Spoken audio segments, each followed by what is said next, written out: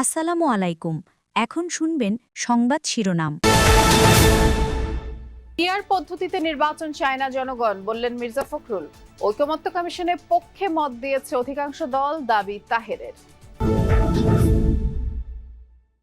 নির্বাচন থেকে সরে দাঁড়ালেন তামিম ইকবাল, বললেন বিসিবির ভোট ইতিহাসের কালো অধ্যায়। শারদীয় দুর্গাপূজার মহানবমীতে মহাস্নান ও ষোড়শ উপাচারে পূজা, মণ্ডপে মণ্ডপে দেবীর বিদায়ের সুর। রাতভর ভারী বৃষ্টিতে জলাবদ্ধ ঢাকা, নারায়ণগঞ্জ সহ বিভিন্ন শহর। পানিতে তলিয়েছে দোকানপাট, ঘরবাড়ি, জনদুর্ভোগ চরমে। আসসালামু আলাইকুম। এতক্ষণ শুনছিলেন সংবাদ শিরোনাম, এখন শুনবেন বিস্তারিত। আনুপাতিক পদ্ধতিতে ভোট বা পিআর নিয়ে অনড় অবস্থানে বিএনপি ও জামায়াত। জামায়াত বলছে ঐকমত্য কমিশনে অধিকাংশ দল পিআরের পক্ষে। বিএনপি বলছে দেশের মানুষ এটা বোঝে না, তাই সনাতনী পদ্ধতিতে নির্বাচন চায় দলটি। নিউ ইয়র্ক থেকে সহকর্মী মাহফুজ মিশুর রিপোর্ট। পিআর পদ্ধতিতে নির্বাচন সহ 5 দফা দাবিতে আবারও নতুন কর্মসূচি নিয়ে মাঠে জামায়াতে ইসলামী বাংলাদেশ। দলটির যুক্তি, দীর্ঘদিন ধরে চলা ঐকমত্য কমিশনের বৈঠকে তারা বাদেও আরো বহু দল এই নতুন পদ্ধতিতে ভোট চায়। আমরা দুই পক্ষেই পিআর চাচ্ছি। আপনারা জানেন যে ঐকমত্য কমিশনে 31টা দল আমরা ছিলাম, এর ভিতরে 25টা দল পিআর এর পক্ষে, কিন্তু একটা কোয়ালিটিটিভ ডিফারেন্স ছিল। অনেকে আপার হাউসে পিআর এর পক্ষে, আর অনেকে আপার এবং লোয়ার হাউস দুটাতে পিআর এর পক্ষে, কিন্তু পিআর চায় 31-এ 25 জন। তো সেজন্য আমরা পিআর চাচ্ছি। যদিও কোনোভাবেই বিএনপি পিআর পদ্ধতি চায় না, দলটি বলছে এটি নিয়ে জনগণের কোনো আগ্রহ নেই। না, এই ব্যাপারে তো আমাদের বক্তব্য একেবারে স্পষ্ট, সুনির্দিষ্ট। আমরা পিআর পদ্ধতিতে যাব না, এবং দেশের মানুষ এটা নেবেও না, তারা মেনেও নেবে না, বোঝেই না ঠিক মতো। আর এটা যেহেতু আপনার ইলেকশন থেকে আপনাকে প্রসেসে আনতে হবে, একটা তো কালচারের ব্যাপার আছে, তো সেখানে আপনাকে সময় নিতে হবে, ধীরে ধীরে যেতে চান। ইফ পিপল থিঙ্ক দ্যাট এটাই ঠিক আছে, তাহলে যাবে। নিম্ন বা উচ্চ কক্ষ কোথাও এই পদ্ধতির দরকার নেই বলেও মনে করে বিএনপি। তবে এটি না হলে কি হবে, সেই প্রশ্নের সরাসরি উত্তর দেয়নি জামায়াত। নিম্ন কক্ষে পিআর এর পক্ষে নই আমরা, উপরের দিকেও পিআর এর পক্ষে কথা বলিনি, তবে সেগুলো আমরা পরে আলোচনার মাধ্যমে এই সমস্যাগুলো সমাধান করা যেতে পারে। বাট এগুলো রাজনীতিতে নাই।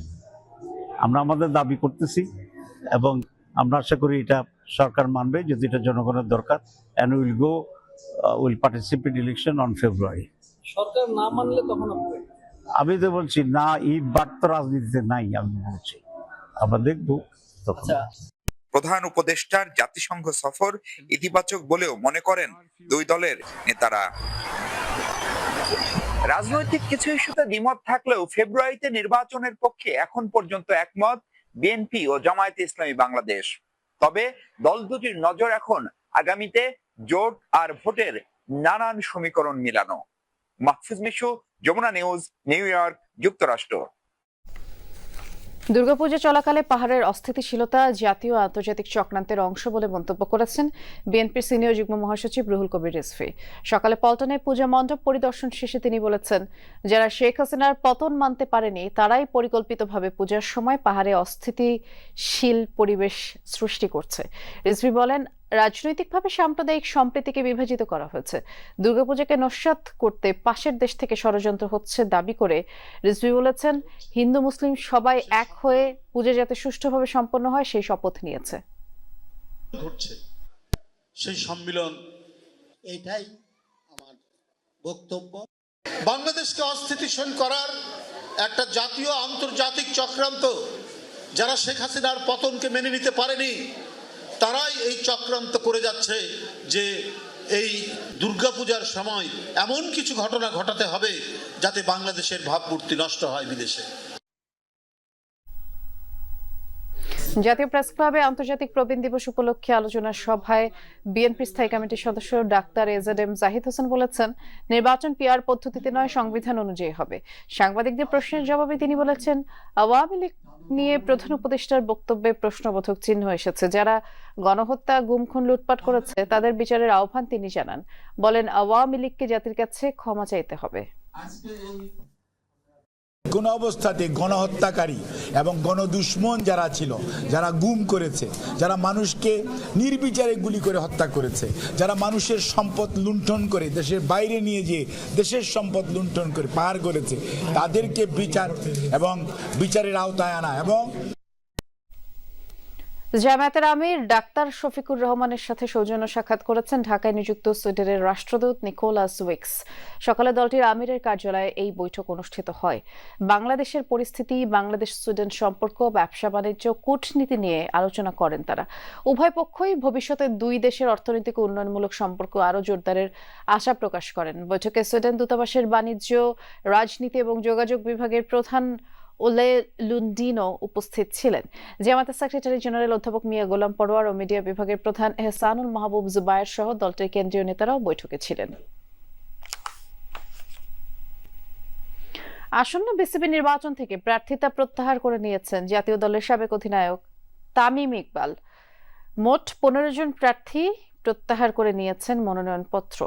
বুধবার মনোনয়নপত্র নিয়ে যে নাটকীয়তার গুঞ্জন ছিল, শেষ পর্যন্ত তাই সত্যি হলো। বোর্ডে সকাল সকাল তামিম ইকবাল উপস্থিত হন, তার সাথে ছিলেন আরেক প্রার্থী ইসরাফিল খসরু। মনোনয়ন প্রত্যাহারের শেষ সময় ছিল দুপুর 12টা পর্যন্ত। দুপুর 2টায় চূড়ান্ত তালিকা প্রকাশ করা হবে। ক্লাব ক্যাটাগরি থেকে তামিমের সাথে মনোনয়নপত্র প্রত্যাহার করেছেন সাইদ ইব্রাহিম আহমেদ, ইসরাফিল খসরু, রফিকুল ইসলাম বাবু, মাসুদুজ্জামান, আসিফ রব্বানী, মির্জা ইয়াসির আব্বাস সহ 12 জন। এছাড়া ক্যাটাগরি 1 থেকে মীর হেলাল, তৌহিদ তারেক, 3 থেকে সিরাজউদ্দিন আলমগীর। যখন যেমন মনে হচ্ছে, যখন যা মনে হচ্ছে তখন তা করা হচ্ছে, এটা আসলে ইলেকশন না, এটা ইলেকশন না। আর ক্রিকেটের সাথে এই জিনিসটা কোনো দিক থেকেই মানায় না। আপনারা আই এম শিওর যখন ইসি তালিকা দিবে যে আজকে কারা কারা উইথড্র করেছেন, তাদের নামগুলো আপনারা দেখলেই বুঝতে পারবেন যে তারা সবাই তাদের জায়গা থেকে হেভিওয়েট, তাদের ভোট ব্যাংকও ইটস ভেরি স্ট্রং। এটা হলো আমাদের একটা ওয়ে অফ প্রোটেস্ট, যে এখান থেকে এসে যে এই নোংরামির পার্ট আমরা থাকতে পারবো না। এখানে আরো অনেকেই আজকে উইথড্র করতেন, তাদেরকে বিভিন্নভাবে বিভিন্ন ওয়েতে বোঝানো হয়েছে বা চাপ সৃষ্টি করা হয়েছে, তাদেরকে করে সামাও থামানো হয়েছে। আনন্দ আর বিষাদের মিশেল মহানবমীতে ষোড়শ উপাচারে দেবী সিদ্ধিদাত্রীর আরাধনায় মুক্তির পথ খোঁজেন ভক্তরা। সকাল থেকে মণ্ডপে মণ্ডপে সে উপলক্ষেই শুরু হয় কল্পারম্ভ আর বিহিত পূজা। দেবী সিদ্ধিদাত্রীর আরাধনার মাধ্যমে বিশ্বের শান্তি ও কল্যাণ কামনা করেন সনাতন ধর্মাবলম্বীরা। অঞ্জলির মাধ্যমে নবমীর পূজার আনুষ্ঠানিকতা শেষ হয়। দেবীর বিদায় ক্ষণের বেদনাও বাজতে থাকে হৃদয়। তারপরও সব ছাপিয়ে আনন্দ আর উচ্ছ্বাসের কমতি নেই মণ্ডপে মণ্ডপে। এদিকে সন্ধ্যায় মহা আরতির পর শুরু হবে দেবীর কৈলাসে ফেরার প্রস্তুতি। আজও ঢাকেশ্বরী মন্দির পরিদর্শন করেন আইন শৃঙ্খলা বাহিনীর ঊর্ধ্বতন কর্মকর্তারা। এবং তো খারাপ লাগছে, সারা বছর অপেক্ষা করেছি মা কখন আসবেন, দেখতে দেখতে পূজা শুরু হয়ে শেষ হয়ে গেল। কালকে মা চলে যাবেন আবার। আজকে দিনই এফেক্টিভলি পূজার শেষ দিন। কালকে তো জাস্ট কিছু ছোটখাটো নিয়ম করেই হচ্ছে মাকে বিদায় দেয়া। রাজধানীর বাইরে নানা আনুষ্ঠানিকতায় উদযাপিত হচ্ছে শারদীয় দুর্গাপূজা। আজ মহানবমীতে নানা আচার চলছে।